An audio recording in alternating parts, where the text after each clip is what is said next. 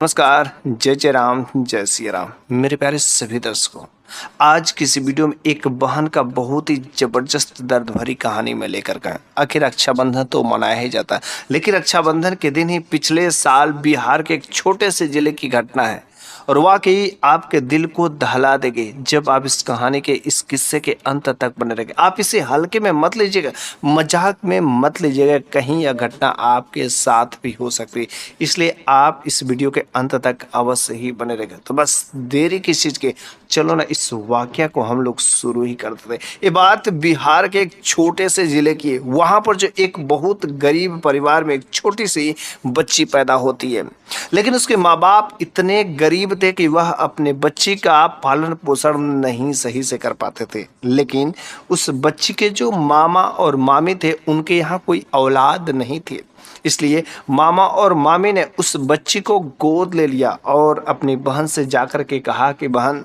देखो, तुम्हारी जो इकलौती बच्ची है, तुम इससे परवरिश नहीं कर सकती, उसका पालन पोषण नहीं कर सकते, इसलिए तुम अपनी बच्ची को मेरे घर पर डाल दो और मैं इसका पढ़ाई लिखाई हर तरीके का मैं जिम्मेदारी लूंगा।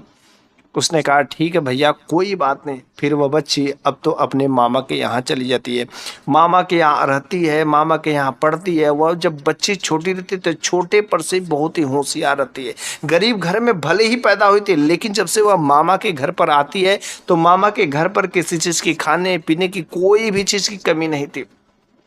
मामा के यहाँ काफ़ी जितने भी सारे बच्चे थे, सभी लोगों से दोस्ती, साथ में खेलना, सब चीज़ का बहुत ही अच्छे से व्यवस्था था।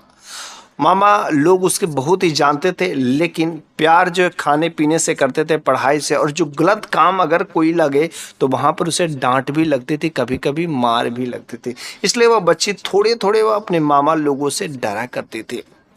और बात यह है कि जब वो स्कूल जाती थी तो उसके फ्रेंड सर्कल, कुछ दोस्त थे, वो साथ में तो पढ़ने जाती थी। उसका जो एक क्वालिटी था हर बच्चों से बिल्कुल ही अलग था। भगवान ने उसे खूबसूरती भी बनाया था, दिमाग भी दिया था, सब कुछ, उसके किसी चीज़ की कमी नहीं थी। तो मामा ने स्कूल के सिवाय उस बच्ची का गांव में ही एक ट्यूशन क्लास भी लगाया थी। वहाँ पर लोग बच्चे पढ़ने जाते हैं और वहाँ पर वह भी बच्चे पढ़ने जाती है। उस बच्ची का कोई जब भाई नहीं थे तो वह जो है भाई के लिए बड़ी ही ललायत होती थी। जब जब उस गांव में रक्षाबंधन का त्यौहार आता था ना, तो वह सोचती थी काश मेरा भी कोई भाई होता, मेरा भी कोई अपना भाई होता, तो मैं उसके हाथों में, उसके कलाई में मैं भी राखी बांधती, कितना अच्छा दिन होता। और एक बार वो ट्यूशन क्लास में जब वह बड़े ही मायूस होकर के अपने भाई के बारे में सोच रही थी, तब तक टीचर उस समय कुछ पढ़ा रहे थे। तो उसने पूछा, अरे क्या बात है, तुम ऐसी क्यों मायूस हो? उसने कहा कि देखिए जी, चूंकि रक्षाबंधन का त्यौहार आ रहा है और मेरा कोई भाई नहीं, इसकी वजह से मैं अपने भाई के बारे में सोच रही, काश मेरा भी कोई भाई होता तो मैं अपने भाई के कलाई में राखी बांधती। तो टीचर ने कहा, इसमें भली कोई दूसरी की बात क्या है, ये जितने सारे क्लास में जितने भी छात्र हैं, ये जितने सारे लड़के सब तुम्हारे भाई हैं और तुम इस बार रक्षाबंधन में कोई गलती नहीं करना, सारे के सारे भाइयों के कलाई में राखी बांध देना। बस उस बार जब रक्षाबंधन आया तो सारे के सारे क्लास के लड़कों ने उसको अपनी बहन मान करके और उससे अपने हाथ की कलाई में राखी बंधवाई। फिर उस दिन उसके खुशी का कोई ठिकाना नहीं रहा, खूब खुश रहे। लेकिन उसी क्लास में एक और लड़का था जिसका नाम था सोहन। सोहन छोटे छोटे वे भी बच्चे थे और ये भी बच्चे थे, लगभग इसका उम्र जो 5 से 6 साल के आसपास में ही था। और 6 साल का उम्र तो था, लेकिन इसका बुद्धि लगभग 10 साल के बच्चे के बराबर था। इसका शरीर का विकास भी बहुत तेजी से हो रहा था। लग ही नहीं रहा था कि यहाँ ये 5 या 6 साल की बच्ची है, ऐसा लगता था कि मानो यह 10 साल की बच्ची। इसके शरीर के विकास में किसी प्रकार की कोई कसौटी नहीं थी, क्योंकि खाने पीने का चीज़ें बहुत ही अच्छे से व्यवस्थित तरीके से मिल रही थी। इसलिए सोहन और इस बच्ची का बहुत ही अच्छा खासा गहरी दोस्ती था। और दोस्ती के साथ साथ तो वह जो उसे अपना बहन मानता था और यह भी उसे अपना सगा भाई के जैसे मानती थी। कोई भी चीज़ हो, लेन देन, शेयर करना, बात करना, हर तरीके वह भाई बहन के तरीके से मानती थी और साथ ही साथ दोस्त भी मानती थी। वह बच्ची अक्सर जो है अपने दोस्त सोहन के घर भी जाया करती थी। लेकिन जब सोहन के घर पर जाती थी ने, तो सोहन का एक और उसका बड़ा भाई था। जो दिखने में बड़ा ही खड़ूस, बहुत ही तिरछी नज़र और दिखने से उसका स्वभाव ठीक नहीं लगता था। वो लोगों से बहुत कम बातें चीतें करता था। इसलिए वो बच्ची जाती थी तो सोहन रहता था, तो वहाँ पर वो बात करती थी, अपना काम होता था, निकल आती थी। लेकिन कभी सोहन के बड़े भाई से बात करने की कोशिश नहीं की। छोटी ही थी लेकिन काफ़ी होशियार थे। अक्सर जो सोहन के बीच में घर पर भी आती जाती, सब चीज़ का माहौल ठीक ठाक था। और अगली बार जब रक्षाबंधन का त्यौहार आता है, तो रक्षाबंधन का जब त्यौहार आता है तो उस दिन जो सोहन जो क्लास नहीं गया था, और उस दिन वह राखी लेकर के गई थी। सारे के सारे क्लास में जितने लड़के थे, सारे के सारे लड़कों को आप बांध देती है। और जब लड़कों को बांध देती तो सोहन को ढूंढती है, कि जो मेरा सगा भाई, उसको तो रक्षाबंधन बांधना बहुत ही जरूरी है। चलो क्यों ना आज मैं उसके घर पर जाकर के छुपके से और जल्द से मैं उसको राखी बांध देती हूँ, और उसके बाद से खत्म हो जाता है हमारा काम। और वह बहन जो है बड़ी ही खुशी से अपने उस भाई सोहन के घर पर जाती है, और सोहन सोहन सोहन, अरे सोहन भाई चिल्लाते हुए घर में जाती है। लेकिन सोहन की कोई आवाज़ नहीं आती है। जब सोहन की आवाज़ नहीं आती तो वह चिल्लाती है, तो ऐसा लगता है कि बाथरूम में वह स्नान शायद कर रहा हो। तो जब वह बाथरूम में आवाज़ लगाती है तो वह अंदर से आवाज़ आती है, क्योंकि इसके पहले आज तक वह सोहन का बड़ा भाई का आवाज़ कभी नहीं सुनी थी। और सोहन का बड़ा भाई का जो आवाज़ था ठीक बिल्कुल सोहन की जैसे ही मिलती जुलती थी। इसलिए उसने सोचा कि लग रहा है कि सोहन जो स्नान कर रहा है। और जैसे सोहन स्नान कर रहा है तो उसने कहा, अरे भाई सोहन, स्नान कर रहे हो? अरे आज रक्षाबंधन है, तुम्हें राखी बांधने के लिए मैं आई हूँ, अरे जल्द से स्नान करो तो। और बस वहाँ पर दरवाजे पर जो बाथरूम रहता है उसके गेट पर आ जैसे कह कर के बात कहती, तुरंत दरवाज़ा खुलता है। और जैसे दरवाज़ा खुलता है और तुरंत उसको उस दरवाजे के उस बाथरूम के अंदर खींच लिया जाता है। जैसे बाथरूम के अंदर खींच लिया जाता है, क्योंकि जो सोहन का भाई रहता है, और सोहन का भाई रहता है कि देखो आज सोहन घर पर नहीं है, और मैं तुमको कितने दिनों से निशाना बना रहा था, लेकिन मुझे तो मौका ही नहीं मिल पा रहा था। तुम तो दिखने में बड़ी ही खूबसूरत लगती हो और मेरे मन को लुभा रहे, भले ही तुम छोटी हो, लेकिन आज तुम मेरी बात मान लो, वरना मैं तुम्हें मार दूंगा। और बस उसे डरा करके, धमका करके, और चुपचाप उसके साथ शांति से वो अपने मन के सारे ख्वाहिशों को पूरा कर देता है। वो अपना का सारा प्यास उसके साथ बुझा लेता है। बेचारी वह डर करके, दुबक करके कुछ बोलती नहीं, दर्द से तड़प रही होती है, लेकिन कुछ भी कर नहीं पाती। फिर वहां से उसे छोड़ देता है। काफी दुखी स्थिति में वह अपने मामा के यहाँ पर आती। ये बात किसी से कुछ कहती नहीं है, क्योंकि उसके भाई ने बहुत ही धमका दिया था। उस दिन से सोहन के घर वह जाना बंद कर दी थी, क्योंकि यह बात बताए तो बताए किससे, क्योंकि अगर किसी को उस लड़की बता दी तो शायद सोहन का भाई जो दिखने से इतना उसे डरा दिया था, धमका दिया था कि वो उसे मार न दे, इस वजह से वो किसी से कुछ नहीं करते थे। और 2 महीने बीत गए। उसी बीच मामा के घर पर जो उसके मम्मी और पापा दोनों लोग घर पर आते हैं। लेकिन जब दोनों लोग घर पर आते हैं तो वो अपने मम्मी को देख करके बड़ी ही खुश होती है। और जब खुश होती है तो रात्रि के समय में वो अपने मम्मी के पास में ही सोई रहती है, तो अचानक उसके पेट में दर्द होता है। जब दर्द होता है तो मम्मी से कहती कि मम्मी पेट में पता नहीं क्यों दर्द हो रहा है। उसने कहा कि ठीक है, कुछ दवाइयाँ खा लो, मेरे पास में है। और वह दवाइयाँ देती है और कुछ आयुर्वेदा भी देती है, और जिसके बाद जो है वह पेट का दर्द शांत हो जाता है। लेकिन फिर से 3 महीने 4 महीने हो जाते हैं, और 4 महीने बाद फिर से वैसे ही पेट में दर्द स्टार्ट हो जाता है। और जैसे पेट में जब दर्द स्टार्ट होता है तो वह अपने माँ से कहती कि माँ, मेरे पेट में बहुत जोर का दर्द हो रहा है। फिर से वही पेन किलर और वही सब दवाइयाँ देती है, लेकिन इस बार उस दवा से वह पेट का दर्द बंद होने वाला नहीं था। उसकी हालत खराब होने रही थी। उसका पेट जो फूल रहा था, पेट का साइज बढ़ रहा था। वह समझती कि शायद पेट में गैस बन गया या कुछ ऐसी वैसी स्थिति होगी, कुछ गलत सलत खा ली होगी, इस वजह से शायद पेट में दर्द बन गया हो, पेट का साइज बढ़ रहा है। वो तो दवाइयों से तो ठीक नहीं होता साधारण दवाई, इसलिए वह जो है हॉस्पिटल में ले जाती है अपनी बच्ची का चेकअप कराने के लिए।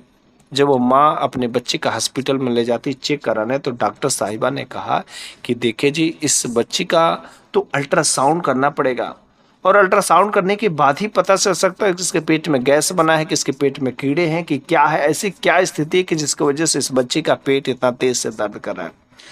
फिर उस डॉक्टर साहिबा ने उसको अल्ट्रासाउंड वाले रूम में ले गया। और जब अल्ट्रासाउंड वाले रूम में ले गया तो जब डॉक्टर साहिबा ने उसका अल्ट्रासाउंड किया तो जो रिपोर्ट दिखा वास्तव में देख करके सारे के सारे डॉक्टर भी हैरान रह जाते, चकित रह जाते हैं। फिर उसने तुरंत उसकी माँ से पूछा कि क्या आपकी बच्ची की उम्र क्या है? तो उन्होंने कहा भी तो ज्यादा नहीं है, 8 या 9 साल के आसपास में होगी। लेकिन वो डॉक्टर भी बड़ी हैरान जो थी कि 8 या 9 साल में ऐसा कैसे हो सकता है, क्योंकि वह बच्ची गर्भवती हो चुकी थी। ऐसी विषम परिस्थिति कैसे क्रिएट हो सकती है? इस दुनिया में कुछ भी संभव हो सकता है। वह लड़की कम ईयर की थी, कम साल की जरूर थी, लेकिन उसके शरीर का विकास होने के साथ साथ उसका मासिक बहुत ही कम समय में आना शुरू हो गया था, लेकिन उसे पता नहीं चल रहा था, क्योंकि वह इस बारे में बिल्कुल ही नादान थी। जब डॉक्टर साहिबा ने इस लड़की का, उस बच्ची का रिपोर्ट उसकी माँ को दिखाया तो बिल्कुल ही वह माँ भी हैरान रह जाती। अरे बच्ची, तुम क्या गलत काम कर दी? कौन सा ये क्या तूने कर दिया? फिर जो माँ ने 2-4 ठाटे लगाए और 2-4 चप्पड़ लगाने के बाद वह बच्ची बोल पड़ती कि माँ, मेरे एक दोस्त है सोहन, और जब मैं राखी बांधने के लिए सोहन के घर पर गई थी ना, तो सोहन का भाई ने मेरे साथ में बहुत ही जबरदस्ती किया था, और फिर हमें तो लगता है ऐसा ही उसी के वजह से हुआ। पर उस माँ को बहुत ही गुस्सा आया, तुरंत अपनी बेटी को लेकर के सोहन के घर पर जाते हैं। और जब सोहन के घर पर जाता है तो सोहन से डायरेक्ट करती है, अरे सोहन, तुम्हारा भाई कहाँ है? अरे तुम्हारे भाई ने कितना बड़ा जो है गंदी हरकत मेरी बच्ची के साथ में किया। देख, मेरी बच्ची के पेट में तुम्हारे भाई का खून पल रहा है, उसने मेरे बच्ची के साथ में छेड़खानी किया है। देख, अपने भाई से कहा ये गुनाह मान और इसको साथ में उसकी शादी करनी पड़ेगी, वरना खैरियत नहीं है। सोहन का भाई अंदर से निकल कर रहते, कहते आप क्या बातें कर रही हैं आंटी, ऐसा मैं कर सकता हूँ? और अरे सोहन का इसके साथ दोस्ती हो सकती है, और मैं मेरे से कितनी छोटी है, और भला आप इतने गंदी सोच रख भी कैसे सकती हैं?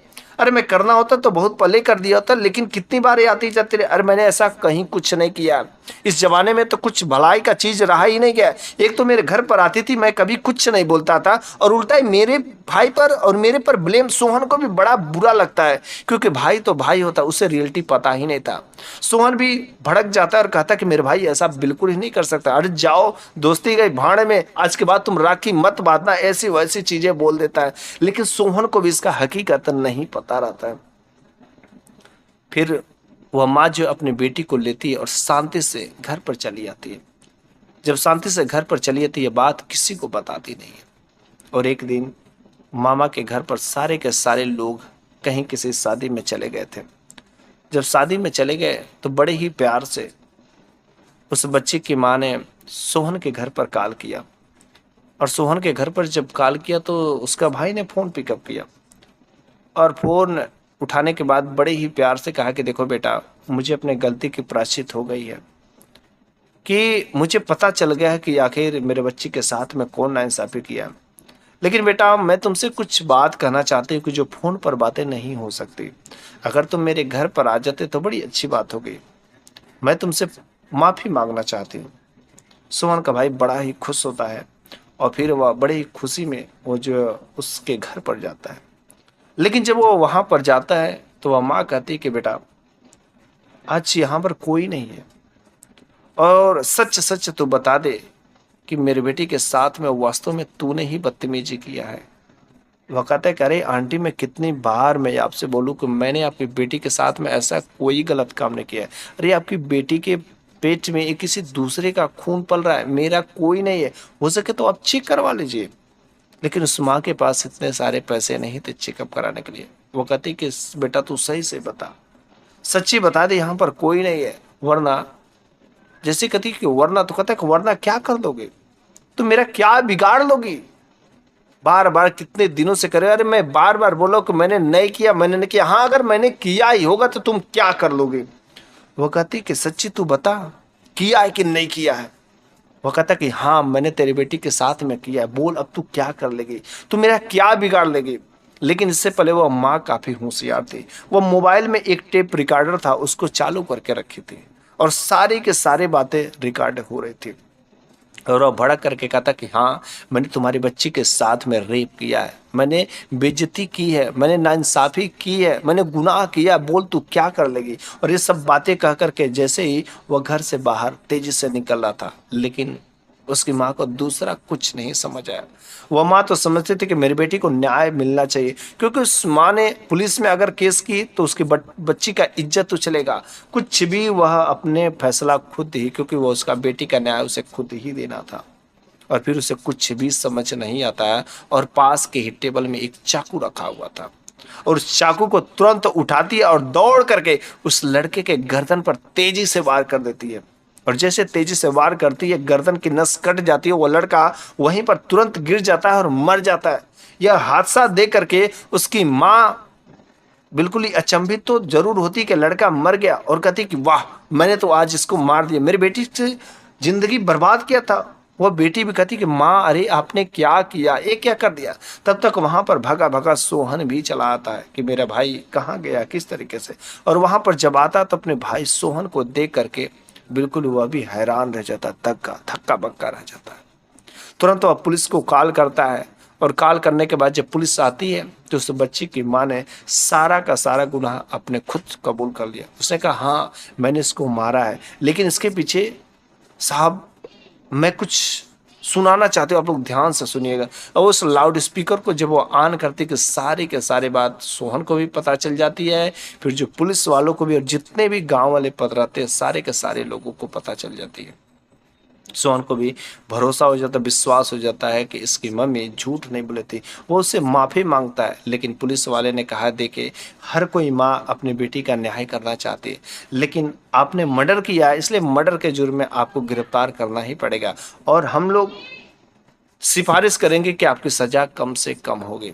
लेकिन जब वे मर्डर के जुर्म में जेल के अंदर गए तो बहुत ही जल्दी 5 सालों का ही सज़ा मिला, क्योंकि उन्होंने सही काम के लिए जुल्म किया था, और ऐसा करना जायज़ भी था, क्योंकि वह लड़का किसी लड़की की ज़िंदगी का बर्बाद करते हुए ऐसे आराम से घूमे, ऐसा बिल्कुल नहीं। और ऐसा इस समाज में अक्सर होता ही रहता है। इसलिए कभी भी कोई लड़की अगर बगैर किसी भाई को रक्षाबंधन बांधते तो इसमें कोई बुरी बात नहीं है, लेकिन अपनी इज्जत को दांव पे नहीं लगाए। अगर किसी के साथ भी अगर कोई ऐसा कुछ घटनाएं हो जाती है तो आप हमेशा सतर्क रहना चाहिए। इस समाज में बहुत सारे ऐसे लोग होते हैं जो अपने भाई तो कहते हैं, लेकिन मौका मिलने पर तुरंत कसाई बन जाते हैं। इसलिए कभी भी बगैर लोगों पर, अनजान लोगों पर आंख बंद करके भरोसा नहीं करें। जब तक पूरा भरपूर विश्वास न हो जाए तब तक आंख बंद करके किसी पर भरोसा करने के ज़माना नहीं है। तो बस मेरे प्यारे सभी दर्शकों, यह कहानी आपको कैसी लगी, आपके दिल को छू गई कि नहीं छू गई, आप कमेंट बॉक्स में जरूर जवाब दीजिएगा। यह रक्षाबंधन जो आने वाला है, इस रक्षाबंधन का ढेर सारी मैं बधाइयाँ आपको देता हूं, लेकिन इस बार का रक्षाबंधन सभी भाई बहन अपने सारे दुख, गिले शिकवे, नाराजगी अपने बहन और भाइयों के बीच में ख़त्म करके अपने बहनों से राखी जरूर बंधवाएं, और जो कुछ भी उपहार हो वे अवश्य दें। तो बस आज के इस वीडियो के लिए बस इतना ही। अगले वीडियो में मैं फिर से कुछ ऐसी ही नई शानदार कहानियाँ लेकर के हाजिर हूँगा। तब तक के लिए धन्यवाद।